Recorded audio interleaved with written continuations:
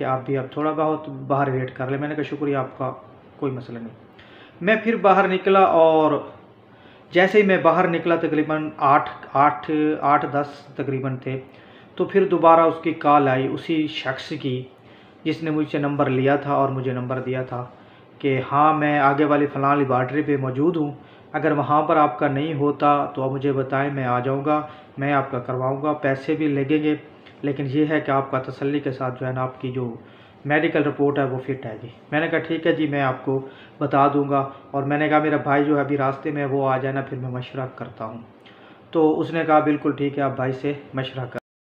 तो हुआ ये कि मेरे अंदर जो था वो थोड़ा मेरा माइंड चल रहा था। मैंने ये किया कि उसी गार्ड के पास गया, उसका जिक्र किया। मैंने कहा ये इस तरह का कोई तरीका है, कोई बंदा है मुझे कहता है मैं आपके ऑफिस में काम करता हूँ, तो ये क्या सीन है। तो उसने मुझे कहा कि खुदा बंदे को बुलाओ। कल परसों 3-4 मतलब इधर लड़के आए थे, उनसे वो पैसे लेकर चला गया। खैर मैंने उसको कॉल की, मैंने कहा आप आ जाओ, तो मैं आपका वेट कर रहा हूँ, मेरा भाई नहीं आ रहा। उसने बोला कि आप साथ में जो पेट्रोल पंप है वहाँ पर मेरा इंतज़ार करो, मैं आ जाता हूँ। अच्छा, अब हम इंतज़ार करने लग गए। जब हम इंतज़ार करने लग गए तो वो जो गार्ड थे, 1-2 बंदे उन्होंने और साथ मिलाए और पेट्रोल पंप के आगे पीछे जो उन्होंने बंदे खड़े कर दिए, जैसे वो आएगा उसको बाइक वाले को हम पकड़ लेंगे। तो इसी कश्मकश में मेरे अंदर एक बात गई कि यार उसने जो किया है खुदा उसके साथ तो कर लेगा, लेकिन वो मुझे यहाँ से बाइक से लेकर गया, वहाँ पर मेरा काम करवाया। तकरीबन सफ़र तो नहीं था खैर इतना, लेकिन आने जाने में 1 किलोमीटर बन जाता था। वहाँ पर उसने मेरा इंतज़ार किया, मुझे पासपोर्ट का बताया कि आप उसकी कॉपी करवा लो, तो मैंने वो कॉपी भी करवाई। तो अब मुझे उसने किया है, मेरे साथ तो नहीं हुआ ना, और मैं उसके साथ अच्छा नहीं कर रहा। तो बाहर कैफ उसको मैंने वहाँ पर एक मैसेज छोड़ा, मैंने कहा खुदा के लिए आप ना आइएगा इधर, ठीक है। अगर मेरे नंबर से मैं आपको कॉल भी करूं तो आप मेरी कॉल अटेंड ना कीजिएगा, वरना आप अपने ज़िम्मेदार खुद होंगे। तो खैर उसने ऐसा ही किया, वो नहीं आया और उसने मतलब मेरी कॉल भी अटेंड नहीं की। मैं हम बार बार करते रहे लेकिन अटेंड नहीं की। ओपन हो गया, मेडिकल करवाया। मेडिकल करवाने के बाद मैंने अर्जेंट करवाया था कि उसी दिन मुझे 5 बजे जो है उसकी रिपोर्ट मिलनी थी। तो मैं जब वहाँ पे गया तो मेडिकल हो गया मेरा। मेडिकल होने के बाद उन्होंने मुझे 5 बजे का टाइम दिया। सब मैंने वहाँ पे उबर पे वो करीम बाइक मंगवाई और उस पे बैठ के मैं चला गया मियो अस्पताल चौक के साथ एक पेरिस होटल है, वहाँ पर मैं काम भी करता था पहले। और वहाँ का जो मतलब होटल वाला था उससे अच्छी खासी एक मतलब सलाम था और बहुत ही नाइस था। हाजी अहमद अली उसका नाम था और हाजी साहब से नाम से मशहूर था। तो मैं वहाँ चला गया। उसको मिलना भी मकसूद था क्योंकि उनको मिले भी काफ़ी मतलब अरसा हो चुका था। तो उनसे मिलने के बाद वहाँ पर मैंने वेट किया 5 बजे का कि जैसे ही 5 बजे के मैं फिर वहाँ जाऊँगा। तो वहाँ पे फिर मैं ऐसा हुआ कि मैं दोबारा करीब में बैठा, 5 बजे वहाँ पर पहुँचा। तो वहाँ से रिपोर्ट ली और मेरे आगे पीछे जितने भी थे तकरीबन 3-4 मेरे आगे थे, उन सब की जो रिपोर्ट थी वो नेगेटिव आई। तो मेरी जो थी उन्होंने कहा कि आपकी फ़िट है। तो मैंने अल्लाह ताला का शुक्र अदा किया कि मेरी जो रिपोर्ट है वो माशाल्लाह से ज़बरदस्त आई है।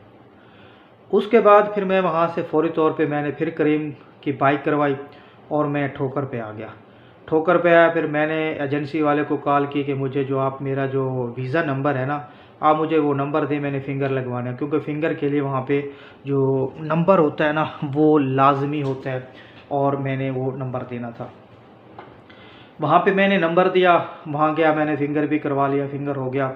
और वहीं से मैं मतलब बैठ के जो था दूसरी मतलब दिन तो मेरा रात को सफ़र, फिर दिन को मैंने काम करवा लिया, रात को फिर बैठा और वापस घर आ गया। घर आने के बाद दूसरे दिन मैं मुल्तान गया, वो फिंगरप्रिंट्स और ये वो सारा मेडिकल लेके मैंने एजेंसी को जमा करवाया और उसी दिन ही मतलब वो जमा करवा दिया। वीज़ा लगा, टिकट करवाई और 25 अक्टूबर की मेरी मतलब टिकट हुई, 26 की मेरी टिकट हुई, लेकिन मैंने 25 को एयरपोर्ट पे जाना था।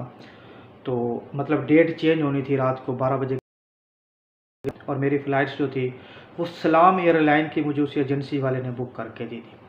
मेरे लिए नहीं तो मुझसे वो पड़ी 38,000 और कुछ में वो मेरी टिकट हुई और मैं वहाँ से मतलब मैंने आना था 25 को मैं एयरपोर्ट पर पहुँचा।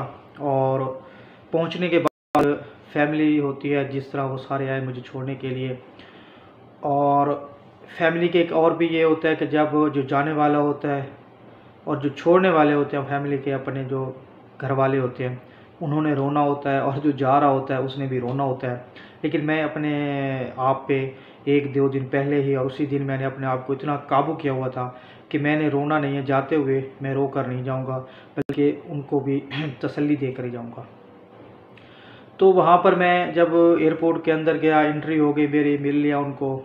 जो वालिदैन होते हैं, घर वाले होते हैं, साफ सी बात है एक बंदा जा रहा होता है तो उनको दुख तो होता है। खैर मैं वहाँ से अंदर इंटर हुआ।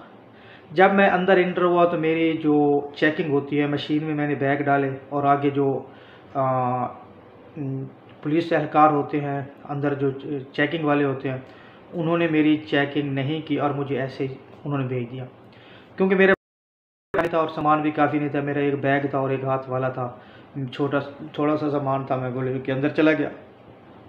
जब मैंने वहाँ पे टेप करवाई जो करवाते हैं वो करवाने के बाद जो था मैं काउंटर पे पहुँचा तो एक वहाँ पे मुझे आदमी मिला और उसने मुझे कहा कि ये मेरा एक कांटा है जो वज़न के लिए होता है, तो मेहरबानी करें आप ये अपने साथ मतलब बैग के ऊपर लगा लें, आपका जो ऊपर जो उन्होंने लपेटी है इसका ख़र्चा मैं पे करूँगा।